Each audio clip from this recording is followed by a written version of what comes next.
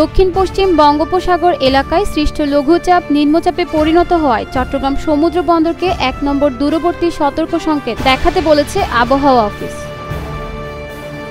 কোতোয়ালির খাতুনগঞ্জে ব্যবসা প্রতিষ্ঠান থেকে টাকা চুরির ঘটনায় করা মামলায় এক যুবককে গ্রেফতার করেছে পুলিশ।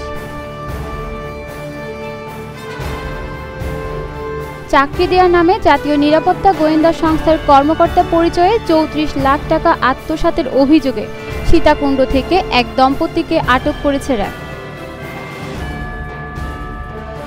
নগরের ক্যান্টনমেন্ট রেল স্টেশন নতুনপাড়ায় চট্টগ্রাম ফিল্ড হাসপাতাল ফাউন্ডেশনের ফ্রি চিকিৎসা, ডায়াবেটিস নির্ণয় ও ঔষধ বিতরণ ক্যাম্প অনুষ্ঠিত।